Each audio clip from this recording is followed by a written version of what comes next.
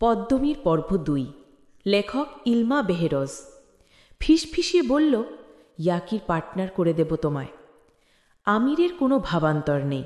সে সিগারেটে আগুন ধরিয়ে মৃদু গলায় বলল, ওভিয়া, ইয়াকি সাফি জানলে? ওভিয়া আমিরের মুখ চেপে ধরল। গভীর আদরের সঙ্গে আলিঙ্গন করে বলল, যেদিন তোমাকে প্রথম দেখি, তোমার দৃষ্টিতে থাকা শক্তির প্রাচুর্য, তোমার কথা বলার দৃঢ়তা, তোমার থুতনির এই কাঁটা দাগ আমার হৃদয় নাড়িয়ে দেয়। আমি তোমার প্রেমে পড়ে যাই। ওভিয়া ও আমিরের আজই সরাসরি প্রথম কথা হলো। যতবার সে এখানে এসেছে, ইয়াকি সাফির পাশে ওভিয়াকে দেখেছে। প্রতিবারই খেয়াল করেছে ওভিয়া তার দিকে অদ্ভুত চোখে তাকায়। ওভিয়ার কামনা বাসনা সে বহু আগে টের পেয়েছে। চোখাচোখি যেন কত কথা বলে এই নারী। ইয়াকি সাফি যদি এই সংবাদ পায়, সঙ্গে সঙ্গে ওভিয়াকে হত্যা করবে। তবুও কেন এই ঝুঁকি নিল? ওভিয়া আরও ঘনিষ্ঠ হয়ে দাঁড়ায়। তার দুরন্ত যৌবন, মেধহীন নিখুঁত দেহ, ইয়াকি সাফির মতো সম্রাটের প্রিয় রক্ষিতা, নিঃসন্দেহে রূপবতী ও গুণবতী সে। আমির মৃদুস্বরে বলল, তুমি গ্রিক দেবীর মতো সুন্দর, কিন্তু আমি আগ্রহ পাচ্ছি না। আমিরের ঠোঁটে ওভিয়ার উত্তপ্ত নিঃশ্বাস পড়ছে। ফিসফিসিয়ে বলল, আগ্রহ বাড়ানোর সুযোগ দাও।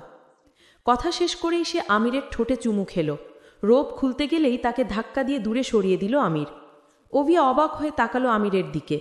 তার দর্শন যে কোনো পুরুষের মাথা ঘুরিয়ে দেয়। এমন কোনো পুরুষ নেই যে ওভিয়াকে দেখার পর মনে মনে তাকে কামনা করেনি। এমন এক নারী যাকে ইয়াকি সাফি ছাড়া কারো সাহস নেই ছুঁয়ে দেখার। অথচ আমিরের হৃদয়, শরীর দুটোই স্থির। ওভিয়া বিস্মিত নয়নে তাকিয়ে বলল, তুমি সমকামী?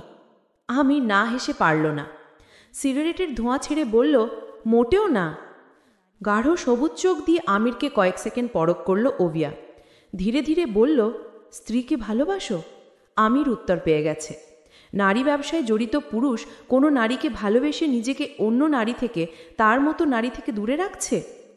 সে কি আমার থেকেও সুন্দর? বলল ওভিয়া। সিগারেটের ছাই ঝেড়ে আমির বলল, পৃথিবীর সব নারী থেকে সুন্দর। তার চোখ মুখ চিকচিক করছে। ওভিয়া আগ্রহবোধ থেকে বলল, কেমন সে? রাতের খাবার ডাইনিং রুমে সাজানো। ওভিয়া সঙ্গে করে নিয়ে এসেছে। আমির সিগারেট ফেলে ডাইনিং রুমের দিকে যায়। ওভিয়াও কিছু পিছু গেল। আমির চেয়ার টেনে বসে বলল, বসো। ওভিয়া পাশের চেয়ার টেনে বসল। আমির বলল, নিখুঁত। ভেতরে বাইরে, ডানে বামে, সামনে পেছনে, সব রূপে সব পোশাকের নিখুঁত সে। তার মতো কেউ নেই। তার রূপের কোনো বর্ণনা হয় না, গুণের কোনো শেষ নেই। আমি তার ব্যাখ্যার যোগ্য নই। তোমার মতো কাউকে বউয়ের প্রশংসা করতে দেখিনি। অন্যদের আমার বউয়ের মতো বউ নেই। আমির গর্বের হাসি হাসল।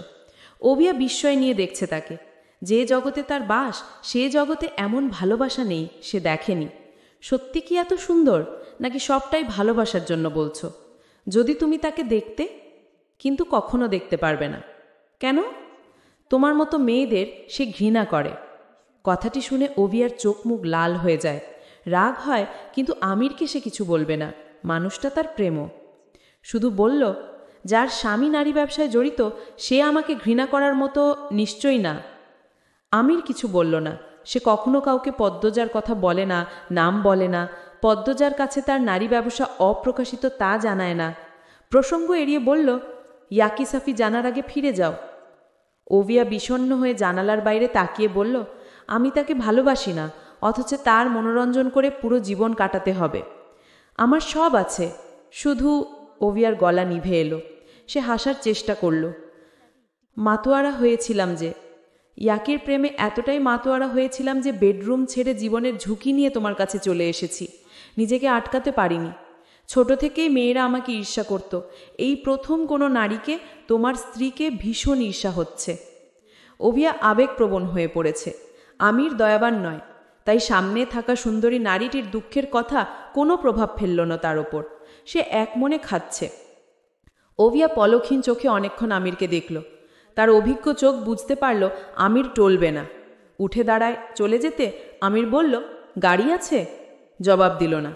অ্যাপার্টমেন্ট ছেড়ে নিশ্চুপে বেরিয়ে গেল। হেরে গেছে। অজানা কোনো এক নারীর কাছে দেবীর মতো সুন্দরী ওভিয়া হেরে গেছে। সেই নারী